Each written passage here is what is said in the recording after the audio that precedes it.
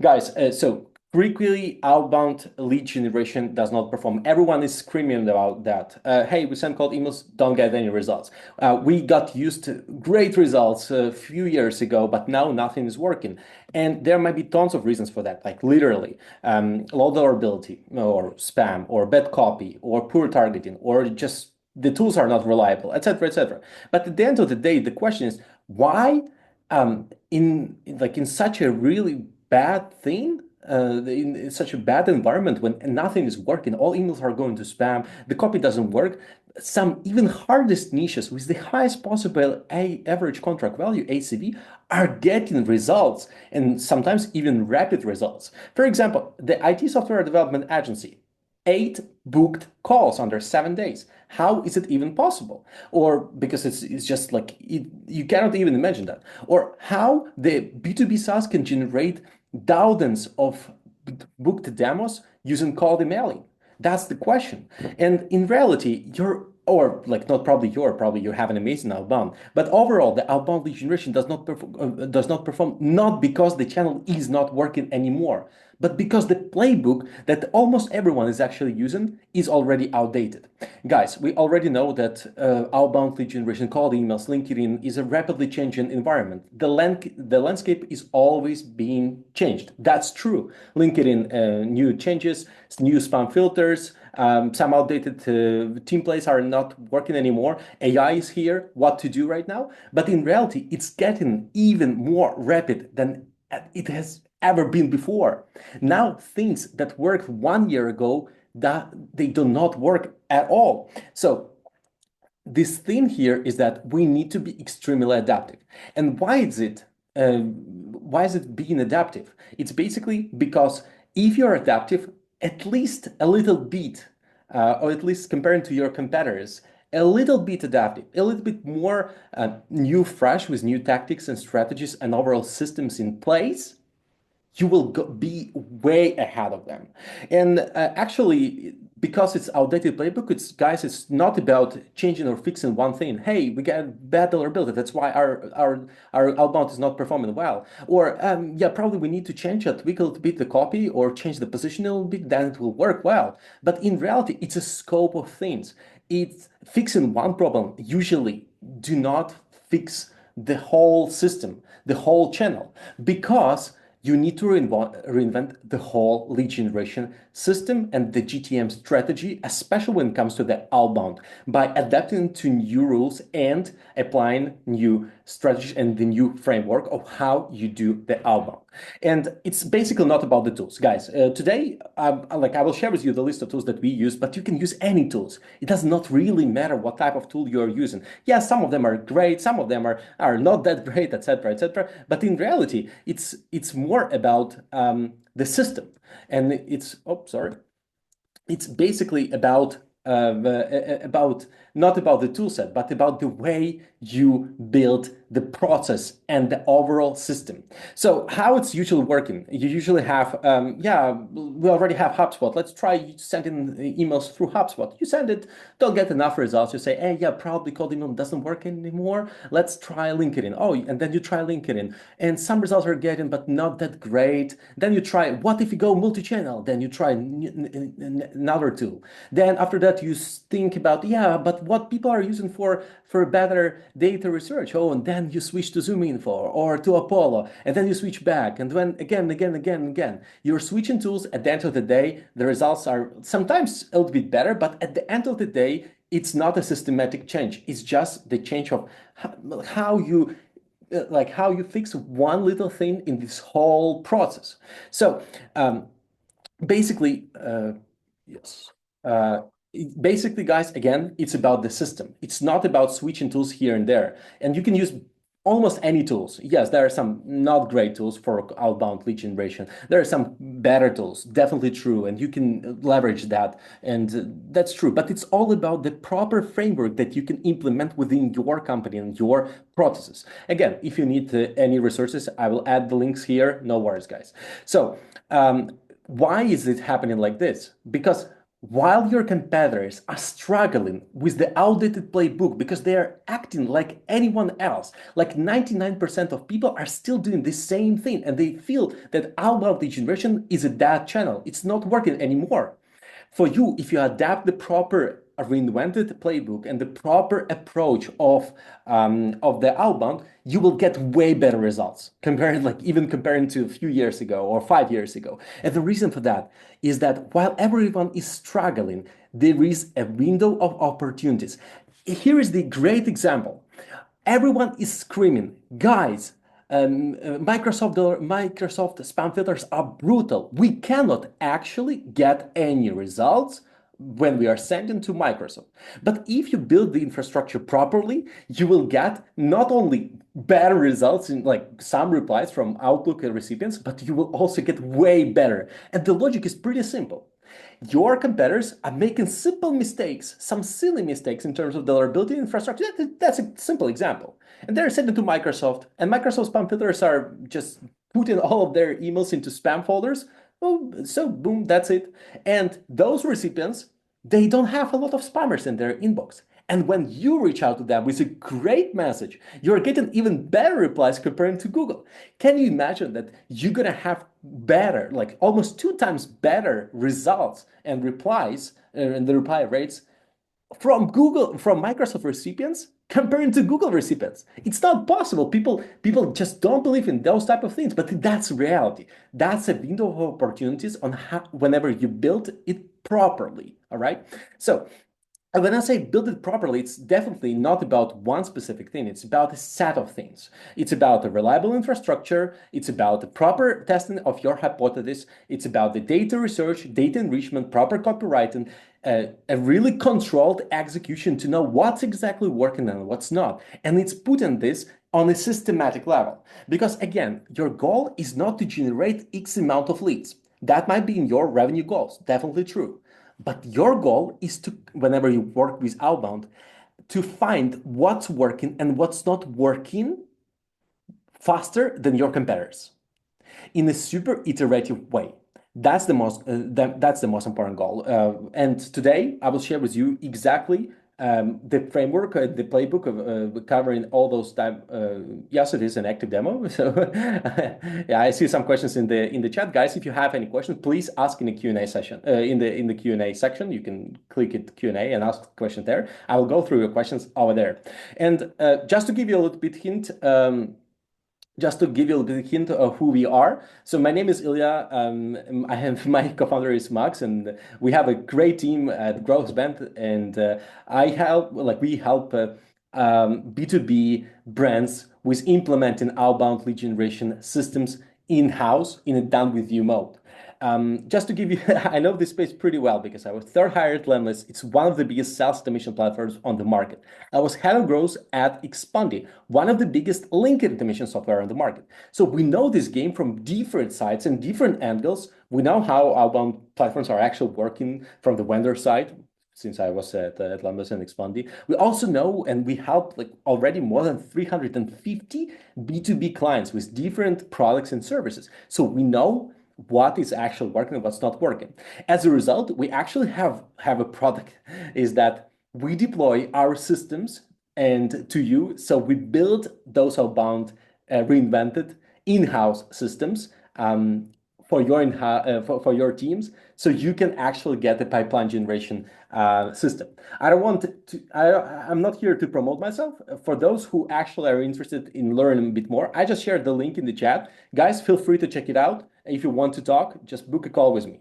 But let's not spend and waste time on this right now. Let's talk more about the exact playbook that we are actually using not only for ourselves, but also for our clients. And of course, there might be different cases, there might be different clients, different niches, different approaches, but today I will try to unify everything under one systematic process that you can actually use and apply to your specific case. We always start with number one thing. It's your infrastructure, because it does not really matter how great your emails are, or how well how many follow-ups you've created, or how great your CRM integration is. If your emails are going to spam, it all makes no sense. at all. And that's the number one thing when it comes to cold emailing. On LinkedIn, you don't have spam folders. With cold calling, you don't have spam folders. With ads, you don't have spam folders. With emails, you have. And you need to know how to deal with this. So basically, guys, we have managed more than 15,000 mailboxes for our clients. Initially, we started as the deliverability guys, so we know how to make deliverability as high as it's possible. Some of our clients are getting like huge results in terms of reply rates. Some of our clients getting less, but in reality, we know exactly what's working and what's not working. And today, so here is the case: like a 30% reply rate, and 90% of the recipients were on Microsoft. For those who are in this game and know exactly that Microsoft spam filters are brutal, they know that these results look unbelievable. So, guys, again, it's not about your mailboxes or domains or some warm-up pools or whether you need to add the link or not, or like this deliverability thing. It's not about one thing that you can implement and just add it right now. It's more about the set of things. And today I divided it by three main things: the mailboxes and domains infrastructure, the sending infrastructure, and the proper monitoring systems to clearly understand what's going on with your spam filters. We have really long SOPs and we have really long playbooks internally for our team. So we know exactly how to operate for every specific case, for every specific line. But when I decided to just present it here, I decided to just get only the meat part to share with you only like the 80% of the rules that we actually follow, almost 90%, because we cannot share literally everything. But I've decided to share with you almost everything, so you can do this on your own or with us. It depends.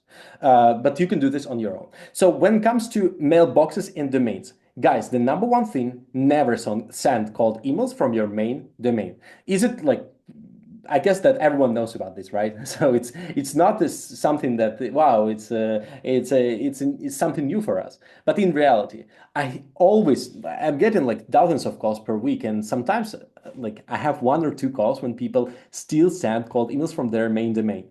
And the reality here is that you're not only might not get leads because your domain might be hurt just because you have only one domain and you're operating only with one domain. But two, the second thing here is that you're actually hurting your normal conversations, not only cold conversations. Just because if you are marked as a spammer, if your domains are almost blacklisted or already blacklisted, it will impact your whole business and your whole revenue, not just cold emailing and not just new leads coming. So guys, the number one rule, always have a dedicated infrastructure for sending cold emails in terms of domains and mailboxes. Always build it horizontally. The more you need to send, the more domains you need to buy, the more mailboxes you need to build.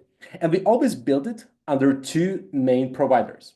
We always buy premium Google mailboxes with DNS shields on Cloudflare, one domain, three mailboxes, 15 cold emails per day per mailbox. That is used for sending to Google recipients. And Azure SMTP infrastructure, one domain, 10 mailboxes, 5 emails per day, sending to Microsoft recipients. Those two infrastructures are separate and they are like prepared and are actually executed in a different way. And why we divided? Just to maximize the results both for Google and for Microsoft recipients. Third thing is the warm-up pools. Guys, please let me know in the chat who doesn't know what the warm-up pool is. Just let me know in the chat. Like if you know it, just tell me yes, I know, or plus. If you don't know, please just let me like send minus so I don't spend too much time. Yeah, all right. Okay, so I see that some people do not know those things, but in reality, warm-up process is that when you're sending fake emails to fake infrastructure, and they are engaging with you. So overall, you are getting way better pattern of sending because you send 15, for example, or X amount of cold emails, real cold emails, and you also in parallel sending 2 times or 3 times more emails to the warm-up pool where they engage with you, reply to you back. So in total, your overall reputation is great, but warm-up is being overused so much. We know that we've been testing all the warm-up pools on the market, and we know exactly that 90% of the warm-up pools are actually not performing, or we don't see any positive signals out of using it. Sometimes even negative things, and I might dive deeper into that if you want, but in reality, just believe me that it's happening like that. So what we found out is that we follow several rules. We use premium warm-up pools for Google. It's better for us to pay more money, but our infrastructure will be for the sake of longevity of our infrastructure. And custom warm-up pools for Azure SMTP infrastructure, where we have more Outlook ecosystem, where we have a different type of the engagement with the from the Outlook mailboxes when we warm it up on Azure SMTP. And also, we always rotate the warm-up pools every 3 months. If you use the same warm-up pool or the same provider for more than 3 months, guys, you will like the impact from the warm-up pool, even if it's great, if it's super nice, it will go down. So always consider that thing. Always, whenever you build, the next thing is whenever you build a new infrastructure, and you always have to build it if you don't have a separate infrastructure, you don't send cold emails from day zero. You wait for at least 3 weeks of the warm up.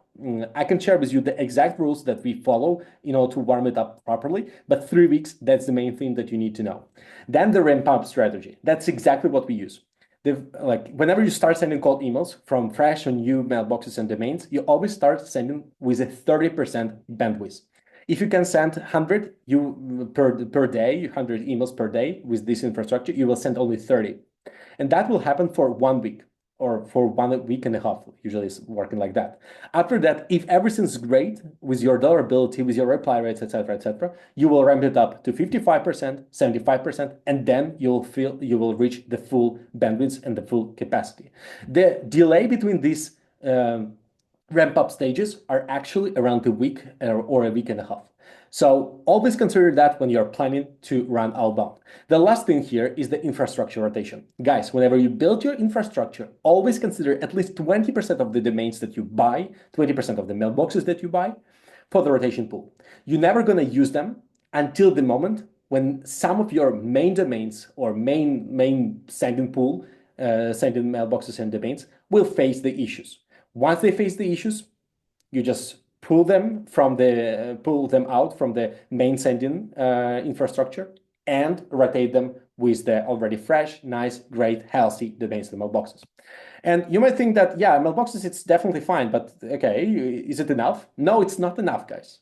Then let's talk about the sending infrastructure and the patterns of how to reach the highest possible deliverability. Again, guys, no outdated tools. Never send cold emails from HubSpot, Apollo, SendGrid, whatever. Like those type of tools were stuck in 2020. SendGrid is not even the tool for cold emailing, so just never send it cold emails even 5 years ago. Please don't do that. But tools like HubSpot or I don't know, whatever, like Apollo or some other types of tools, like they're outdated in terms of outbound. If you want to reach out to people in cold, not warm leads. For warm leads, it's fine. Use HubSpot, definitely. But for cold leads, never use those systems because they will ruin your infrastructure almost immediately. Why? Because they were stuck in 2020 in terms of features they have for deliverability, in terms of the mechanism for sending, in terms of overall architecture for sending cold emails. So don't use that. Second thing, don't use the tools for spammers. If everyone is screaming that, wow, this is the best tool, you can send a limited amount of emails for a fraction of the price, don't believe those things because their mechanisms are actually abused. Google knows when you use tools for spammers, and they already think that you're a spammer. So the best way in the best case scenario is to use the tools with the dedicated instances and isolated IP. By default, we always see almost 2 times better reply rates when you're sending the same copy to the same audience, but with a dedicated instance and isolated IP and without. And the results are always almost 2 times better reply rates. No other changes, only just the fact that you're using dedicated instance and isolated IP. The last 3 things, email validation. If your bounce rate is higher than 1%, guys, your infrastructure will be ruined pretty soon. You have to fix it as soon as it's possible. Never use catch-all. Always use email validation tools, probably several. It doesn't really matter which one you are using, but you have to use it properly. Second thing is the plain text mode over here. Never send links in the first email, HTML, no tracking pixels, nothing. Our main goal is to have a clean code in terms of the cold email. Nothing more, all right? And the ESP matching. Again, the reason why we built a different infrastructure, Google for Google, Azure for Microsoft, we actually need to use it in the proper way. So use the ESP matching rules. So whenever you upload the list of contacts, 100, 1,000 contacts, whatever. When you're uploading 1,000 contacts and 80% of them are using Google and 20% of them are using Microsoft, you have to send to Google recipients from Microsoft, from Google mailboxes, and to Microsoft recipients from Azure mailboxes or Microsoft mailboxes if you want it this way. Always use the ESP matching thing. And the last thing is about monitoring and fixes. Guys, you have to start monitoring the deliverability from day zero. What I mean exactly by saying this. You have to run inbox placement tests, and if you don't know how to, I will tell you, or I will send you the links. But technically, what works? You're sending the same email, the same copy that you're sending always to a dedicated pool of mailboxes that are not used for sending cold emails. And then they tell you, their main goal is just tell you one thing, whether your emails went to spam or to the inbox. That's basically it. So now when you're sending it on a regular basis, almost every day, a small sample of email sends, of inbox placement tests that you're running, you will always understand the exact moment when your email reputation started going down for a specific domain or for a set of domains. Always do this monitoring. Second thing is that if your deliverability for some of the domains went down a little bit, even a little bit, it is better to start the recovery. That means that you're reducing the amount of emails that you're sending, the real cold emails that you're sending from this domain, and you're decreasing the warm-up emails that you are using for the warm-up pool. And if it's going even down, if your reputation is going even down for during the week, during 2 weeks, whatever, you always need to make more radical changes right here, right now. Do the rotation or a full replacement. Again, guys, we do this for clients. If you need this, we can help you. Just a quick thing. Again, you can submit the form over here. We'll help you with that. So let's move on to the next thing. The results are, if you build the infrastructure properly, you will have a huge scale. You can send as many cold emails as you want. And that will help you to test hypotheses, have scale to increase the amount of leads you're getting, and you're always not limited. For example, if you say, if you're using just your main domain, you're always going to be limited by the amount of emails that you can send, and you cannot even double it. With the dedicated infrastructure, made it properly, you can always double, triple, quadruple your sent emails. And when you work on scale, you actually, even if your scale doesn't scale pretty great, so if you send in 4 times more emails but getting only 2 times more leads, it's still 2 times more leads. So the scalability thing, it's your number 1 priority. The number 2 priority is the highest possible reply rate. Your main goal is to actually achieve as many and get as many replies as it's possible. And if you're getting and you're using a reliable infrastructure, you will achieve that. Otherwise, all your efforts, data research, copywriting, hired people that you found, that you hired, your team, will actually waste their time. Because if emails are going to spam, it all makes no sense. Infrastructure is the number 1 thing to start with. All right, guys. The second step. So again, the number 1 step, no matter how great or what is your strategy in terms of outbound or cold emailing, no matter what you're gonna pick, ABM or more mass mailing or more personalized, less personalized, whatever, you need to have a reliable infrastructure. Then we come to the second point, the strategy. Before I move on, please let me know in the chat right now, how do you enjoy this webinar so far? Just let me know, is it going well? Is it going bad? Just let me know in the chat. I'll probably, should I speak slower? Should I speak faster? Please just let me know your feedback. All right, guys. All right. So thanks a lot. Yes. So let's move on. Right now, that's going to be one of the most crucial things. If the infrastructure, you can outsource it. For example, with us, we can build for you the infrastructure. You'll have a nice deliverability. All good with that. Or you can build it on your own.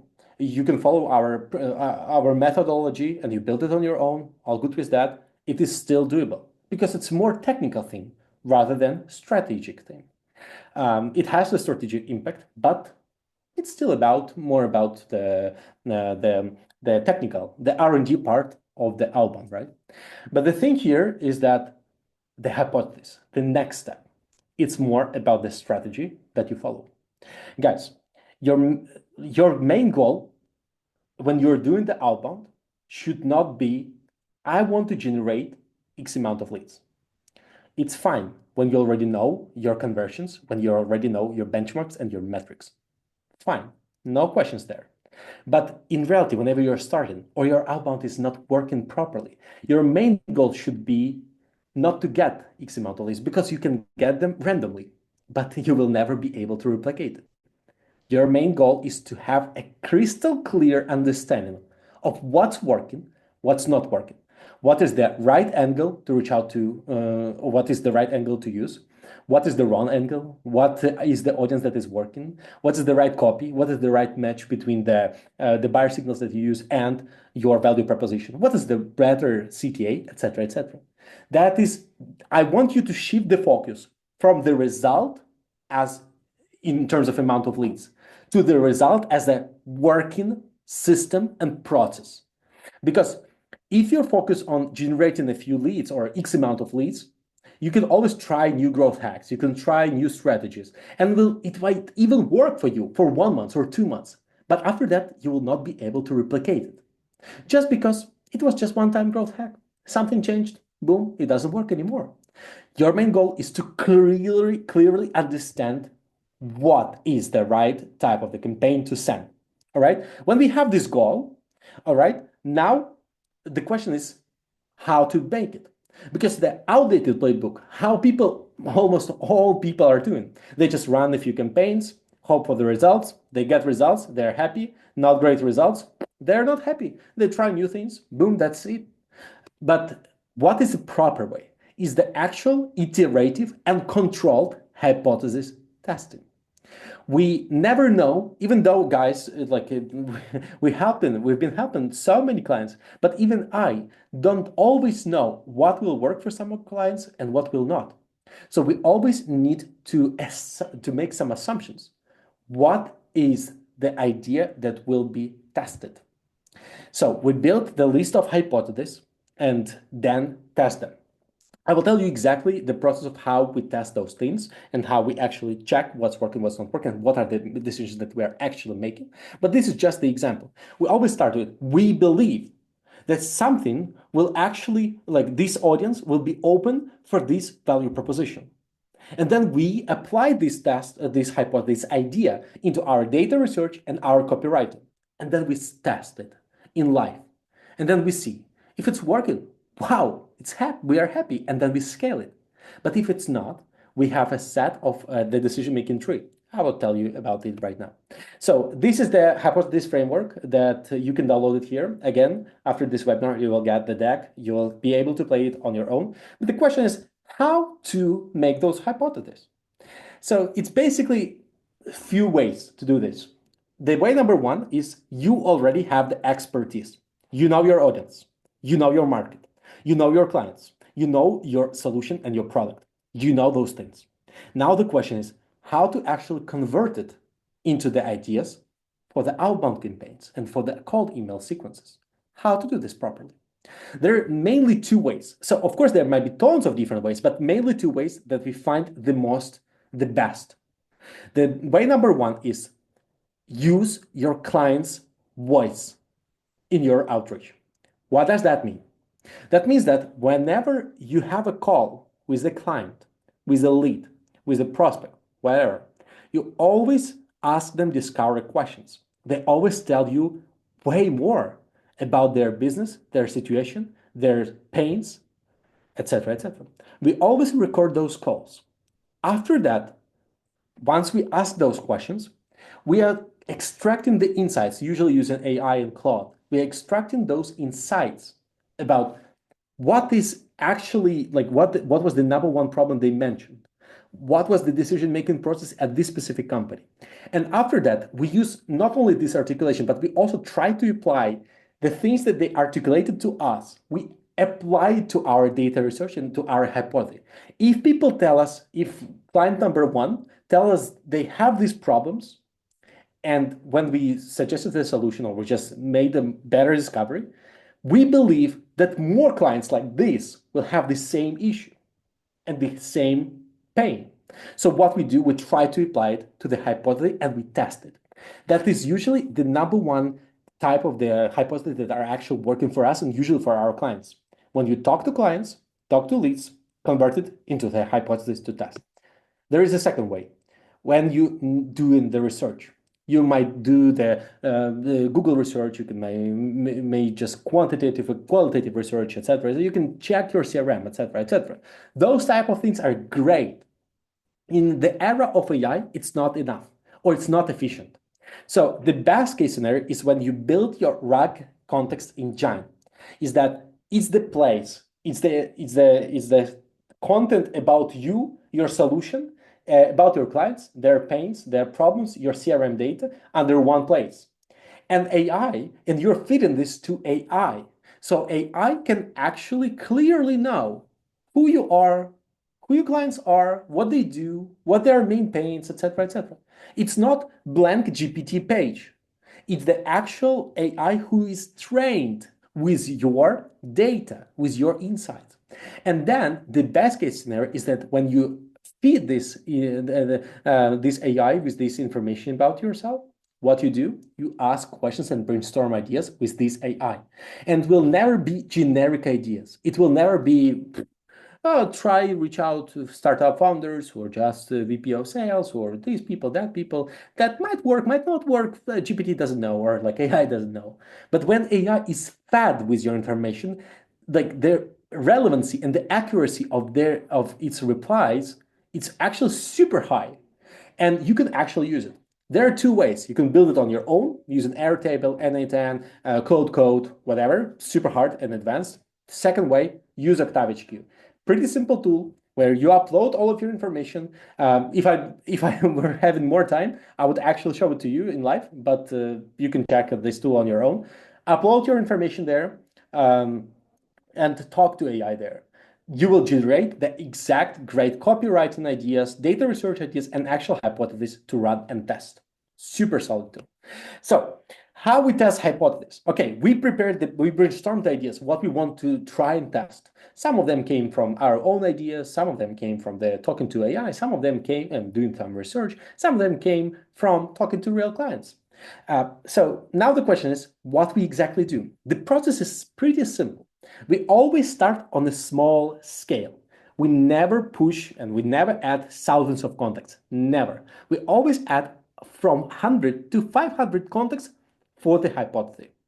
It's not enough for statistically significant numbers because sometimes it might be a random effect, etc., etc. Definitely true, but it's enough for us to see the initial results and help us make decisions. So what is the decision-making process here? A, if you have high reply rate and low interest rate, so people reply to you a lot, but they all tell you it's not relevant, it's not for us, not right now, etc., and unsubscribe me. You have to change the copy because this audience is actually responsive, but you mismatched with your pain and value proposition in the email. Change the copy. Second thing, you have low reply rate but high interest rate. Check the audience. Probably you need a better deliverability to reach out to this audience, but you definitely found the thing, like the target that you need to hit. You found this formula, you found the key, you cracked the code. Now you need to do this thing. Probably, guys, if you have low reply rate and low interest rate, kill this idea. When I say low high, here, like I don't add exact numbers. I will share with you our numbers, but for different industries, different niches, you will have your own. All right, and you can see this relatively like comparing to each other. The next thing, the last thing, is then when you have high reply rate, high interest rate, scale it. No questions here, right? The question is how much time do we iterate the hypothesis? It's usually iterated during 6 working days. since the moment we started the campaign. The initial testing is 6 days. We started the campaign. In 6 days, we analyzed the results. It might not go through the whole campaign. It might not all the emails were being sent, but 6 days, it's enough for us to make a decision what we do next. Should we kill this idea? Should we scale it? Should we optimize it? All right. So the example is pretty simple. Campaign number one, thousands of replies. After a few days, 5.2% reply rate. It's not bad. It's nice reply rate. All not interested. Can you imagine that? All not interested. That definitely means that we didn't find the match between the pain and the value proposition in our email. We definitely clearly don't understand this audience. We tell them things, they say not interested. It's not for me, not relevant. You don't understand me. Boom, that's basically it. So what that means, we need to change the copy. We need to do the extra research. We need to try to spend more time and invest more time into understanding this audience. Second campaign, thousands of replies, all interested. That means that we found the match between the pain and the value proposition. We just scale it. Even while we are scaling it, even if our reply rates will go down, even if the interest rate will go down, it's fine for us because we already understand that we found a match. On small scale, you can get higher reply rates and higher interest rates. On a bigger scale, yes, it will probably go down, but we already know exactly the direction we are going. Sorry, I have a few questions. Yes, I see the questions. I will actually reply to all of them. Please just wait till the end of the webinar. All right, I see great questions over there. So the next thing is about the data research. Please let me know in the chat right now who is currently using the tool called clay.com. So just a quick question. Is it clear about the hypothesis and how do we work with hypothesis? Just let me know in the chat. Is it? Yeah, all right. So I see that I asked two questions in parallel. The question is about clay.com and the question is about whether it's all clear about the hypothesis. Just tell me the first thing, how do you enjoy the webinar so far and whether it's kind of clear or not. Yes, it's clear. Yes, it's clear. Yes, clear. All right, guys. So if it's not clear for you, I can share even more information, or we can jump on a quick call where I can explain to you exactly what we do. But when it comes to Clay, I see that some people say not yet, not used. Some of the people are actually using it. Some people are, haven't even heard about it. Some said, I heard but never used. I see these answers. Guys, clay.com, it's something that changed the landscape of the data research. I see never used. And I will be super honest with you. I don't want to shame anyone, but 99% of people I talk to, they used Clay in the wrong way. So for those who don't know what Clay is, it's basically a new version of Google Sheets with the ability to add different data points, enrichment points, and different integrations within this Google Sheets. Let's say it like this. It's pretty simple. You have the list of for example, first name, last name, and the domain. You can find the email addresses. You can find something else over there because you do have the integrations with the tools you already use. So this is the place where all the magic happens. Guys, I will probably reshare my screen in just a second because I'm gonna go live right now and we'll share with you how we work with Clay. All right? Are you excited to see this or not? Just because I can share with you how exactly we work with Clay and exactly do our data research. If you're not excited, just let me know. If you if you want to say that wow, it's not for us, it's definitely fine for me, right? So guys, first things first, we need to clear this, and so I'm gonna share my screen right now, and I hope that you see. Do you see the Clay table right now? Yes. All right. So just a quick thing for you guys. Please let me know in the chat right now. How do you use? Where do you find data? What type of tools you use? Apollo, ZoomInfo, whatever, like LinkedIn, whatever. Just please add Apollo. What else? LinkedIn. Nice. If you have web scraping, okay, it's fine. Crunchbase. Wow, it's good. Yes. Sales Navigator, Lasha, Clay. All right, LinkedIn scrapers, Lasha, Apollo, LinkedIn sales navigator. Okay, it's fine. Pretty classic. Nothing super special. All right, guys. Here's the thing. You basically have two ways to find your contacts and your companies you want to reach out to. The basic thing, you already know your ICP, and I didn't cover this part at all, just because it's always super fundamental and super strategic. Didn't want to touch this thing at all. But there are two ways. Way number one, you find the contacts, static lists. You go to Apollo, you find a list of companies, find contacts, boom. Or ZoomInfo, Sales Navigator, whatever. There is a second way. You use dynamic lists. That means that you don't focus on the company level, the industry, the size, etc., etc. You focus on the signal. Example, you may go and scrape the list of companies who recently raised funds. Or you can go and find all the companies who are hiring right now for a specific role.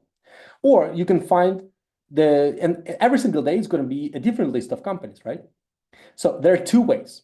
Today, I will cover only the first one, only the static list, right? Because with this dynamic one, it's way more complicated, and I can tell you a little bit more about this, but it's usually working way better. But this is not something that we have time for this right now. About the static list, we always start the search on the company level. We need to find the list of companies and not the list of people. Why so? It's just super simple, because whenever we are working in B2B, we are selling to a company. Yes, it's human to human. Yes, all human relationships. We are talking to people. That totally makes sense. But we are focusing on companies. And we always need to find the set of companies. If you use Apollo, if you use LinkedIn, whatever, always start with the account search. We need to find the list of companies we want to reach out to. What is happening after that? We always go and check. Just give me a second. Yeah. Just give me a second to make it properly. Just give me a second. Sorry. Yes, you just, after that, based on the company level, you go and analyze the website of the company.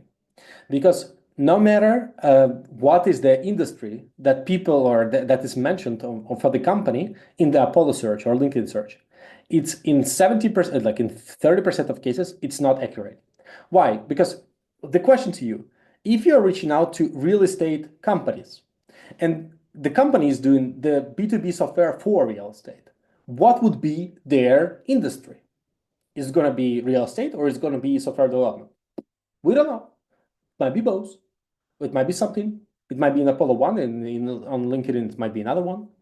Our main goal whenever we do the research is always to start finding the companies and after that, find a true ICP. Because whenever we find companies, we already know their size, their location, their industry, overall high-level industry. What's our next goal is to go and check their what they're exactly doing.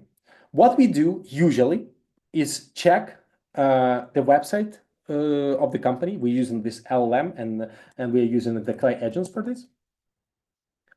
Yeah, we're using Clay agents. How it's working here? You just go and ask. Go visit website and check whether. Oh, sorry. Check whether a company is B2B or B2C. That will help us a lot. Or for example, and then we just click save. I'm not going to run it right now, just for we don't have too much time. But what we do here is just we try to find whether this company actually fits our ICP or not. Because it might be, for example, if you are targeting e-commerce business, e-commerce might be B2B or B2C, and your solution and your articulation of the problem and the pains will be different. So just basic Sales Navigator filters are not enough for you to know that the company is actually relevant. So we always check extra points, extra data information about this company, their website, or some extra information. All right, basic layer. Second layer, we always go and check. So here I already have a list of contacts. So I already found the list of contacts. No worries about this.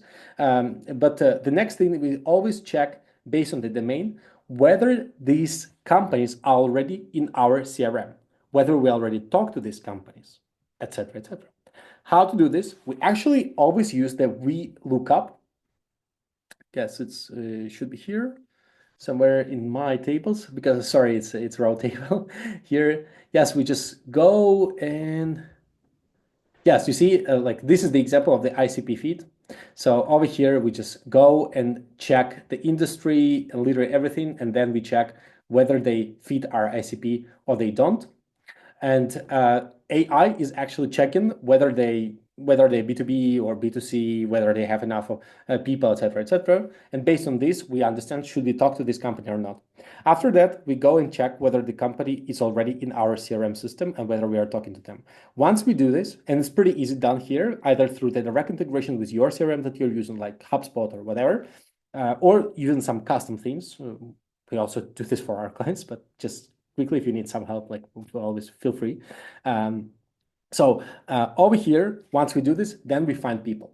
How do we find people? Pretty simple. You can use different enrichments, Apollo enrichment, whatever, like LinkedIn enrichments, etc., directly in Clay. Or you can use just find people. Over here, it's already found all the people. What we do the next, just a great question, right? So for example, this one is we check whether they already part of our CRM or not. This is the part of this. We check from these normalized domains from the example page. So in the example, we already have a list of people in our CRM. Here, we check whether this contact is already whether this domain is already in our CRM or not. After that, we check the type of the company, whether this company is a recruitment agency or not a recruitment agency, whatever. Like that's our main goal, to understand exactly. For example, this case is, the website is not working. We are not going to reach out to those people. After that, we do the extra enrichment. We check whether they fit with our ICP or not. After that, what we can do is actually go and find extra buyer signals. So our emails will be not only more personalized, but actually more relevant to this audience. What that means, we go and check their clients. We go and check whether they have people, for example, here, whether they have already people in the team who are doing this job. For example, do they have SDRs or not? Do they have some CRO person at the team or not? After that, we check when this person actually joined the team, whether it was during the recent time or not, whether it's a new person or old person, who the new decision maker over here. So over here, we just have the layer of we want to find more information about the person and the company to adapt our messaging. So whenever we build a hypothesis, we believe that, for example, all new sales leaders would be open to build outbound lead generation. That's our hypothesis. It might not work, but it's our hypothesis. In order to make it real and implement it into real life, we need to do the job on the data research side. So over here, we apply extra data points, such as LinkedIn information. So here's the LinkedIn information. We scrape it over here, pretty simple. Then we check when exactly this person joined the team, whether it's new person, old person, etc., etc. After that, we go and check extra points, such as do they hire right now for any salespeople in the team or not? Then once we found it, we will see the amount of the jobs. After that, of who they are actually hired for. After that, we need to find their information, right? So their contact information, such as their email. And here's the simple thing that we always use. It's the waterfall system. We always start, our main goal in the data research is to try to get the most email addresses, the most valid email addresses for the fraction of the price, for the reduced price. How to do this? We don't want to get for 50% of the budget, we want to get 50% of the leads. We want to get for 55% or 60% of the budget, we want to get 90% of the contacts, right? That's the main goal here. So over here, what we do, and we always do it like this, we always start the data research and the email finding with the cheapest providers, such as ICPs, some other, like what is the waterfall system is when we try one solution, usually the cheapest one, and get the result. If the result is valid, all good. We didn't spend too much money on finding the email addresses. We got the result.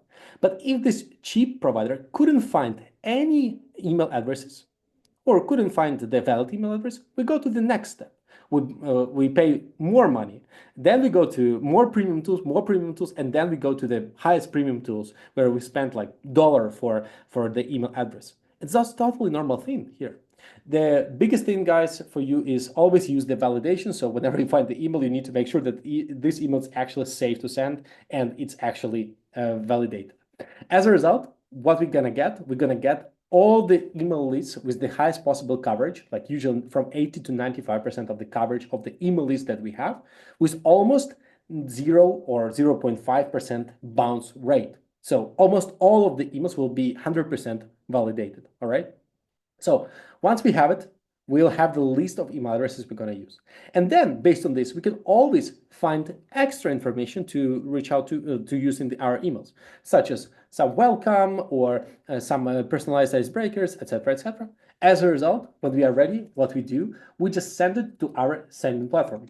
So for example, we use custom thing here, but you can use, for example, reply. You can actually go and that's going to be easier. After that, once all the lists are ready, you can just add it and add it to your sending platform, click send, and boom, it will be sent. We almost never log in to the sending platforms that we use. We send it from the Clay. We just connect them through Clay and then run tests over there. So yes, we don't have too much time right now, so I'll probably move on. Let me reshare my screen. Please let me know in the chat, do you still have questions? Like if you guys have questions, I can share with you a bit more about how we use Clay, because I know that we don't have too much time today. And I want to move to another topic super quickly. Please let me know in the chat whether it's Clay expensive. You can check the website and their pricing. I can send you the links to check it out. Yeah, so what tools do we use to find companies? It depends. We either use Sales Navigator, or there is a second way when we need a specific set of companies. For example, we need HubSpot integrators or Salesforce integrators. We go on that pages and do the scraping, and then we reach this data. And that's if you need companies who are hiring for salespeople, we go and just scrape everyone who's hiring on Indeed. Clay cannot do this, yes, but Clay, once you get this raw data from your scraping or initial data source, then you add to Clay and then you reform it. All right, guys.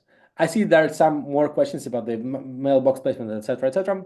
We'll go to this in the Q&A section. So let me just go quickly through the last part. So the copywriting side, guys. Copy. It's today I'm not gonna share with you the templates. I'm just gonna share with you the framework of how we use and what we exactly do. The email sequence in the amount of steps and how we build it. We build it usually in the same framework.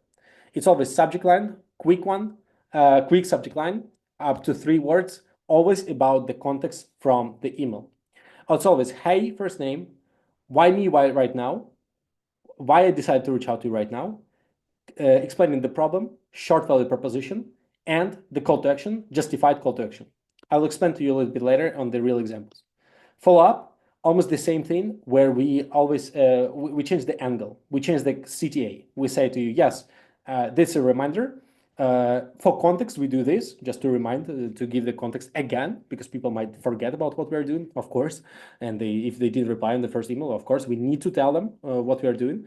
After that, we just share the results, social proof, link to a case, CTA, boom. After that, we just change the angle, make it shorter, ask about the relevant person. And then the third follow-up structure is that make it super clean, 2-3 words, boom, it's done. And the last one, we try to close it with the connection on LinkedIn, saying to you, hey, let's connect on LinkedIn for further interactions. That's pretty simple. Now let's talk about the examples.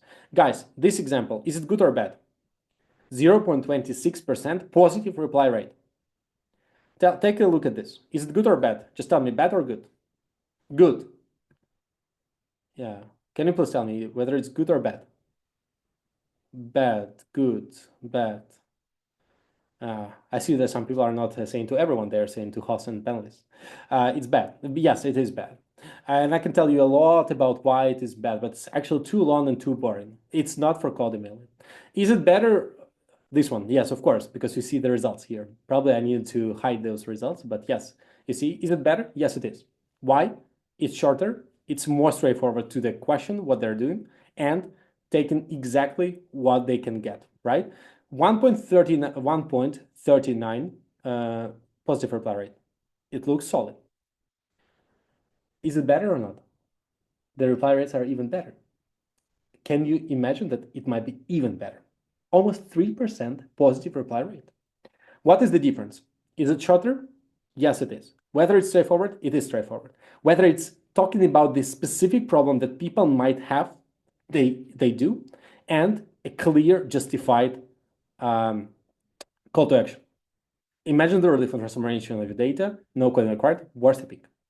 Pretty clear call to action, what I should do, should I reply to you? And that means that whenever we find the match between the pain and the value proposition that we have, and we know the exact clear articulation of the problem, we use it in the shortest and sharpest way. Another example, the same thing, too long, too boring, can't even read it. We try to add as much information as possible, really low positive reply rate. This one is better, shorter, sharper, but still not perfect. This one, even better. You can check it out on your own, but I hope you understand the logic here. We try to sharpen the message and try to find the exact match between the pain that people have and the value proposition. The same thing, bad copy, low results, better results, super great results, like, right? 2.55 positive reply rate. Oh my God. Over here, it's such a relevant email, but we always can go even better. Imagine this one, 14% positive reply rate. That's unbelievable for a lot of people. But this is something that is actually working. Across our clients, it's not an unusual thing. It's actually what some of our clients, not everyone, but some of our clients are actually getting those things. When we try to make the message as relevant as possible and as personalized as it's possible. So we don't have too much time, so I'll try to sum it up. Guys, what tools to use for email outreach? Please let me know in the chat what are the tools that you are currently using. Just feel free to share it. Reply to your reply. Wow, a few people from reply. Nice. Snovio. All right. Lemless instantly. None yet. Wow, I tried to reply instantly. All right. Makes sense. Guys, it's basically not about the tool set. All those tools are okay, except Apollo. I wouldn't use Apollo. All the tools are okay. You can use any. What we do for our clients, again, we create and deploy our sending tool for the clients with the dedicated IP, isolated IP, dedicated instances. So they get the highest possible deliverability. And if you want the highest possible deliverability, we can make it. How we help? Again, really quickly, we do believe that the outbound isn't broken for you, just your system is. And we see this across our clients. For the last 5 months, we've been working with our new product, and it's called Outbound Reinvented Systems, Done With You program, where we deploy and launch our system to your in-house team, where we, fully manage your full technical side of things. Not only mailboxes domains, we fully manage it. Your sending platform, your mailboxes, your limitations, rotations, literally everything, we manage it. We are your technical guys who are doing literally everything there. Then we provide you with the data, always triple verified, 100% ICP matched, and super clean. After that, we help you with the playbooks and the framework. So we do the supervision and help you on the business side. You prepare the copy, we review this copy and give you the feedback. We build the strategy together with you, and we apply our process and the framework. The last thing, we do the supervision of your outreach. Something is wrong, we fix it. Something is working, we fix it. We always take a look in the insights about your outbound. And you can always check it out, what we're doing. If you want to have it, I can send you the link one more time for those who are watching this as a reply or in replay as a recording, or those who are actually live right now. You can check it out here. Next week,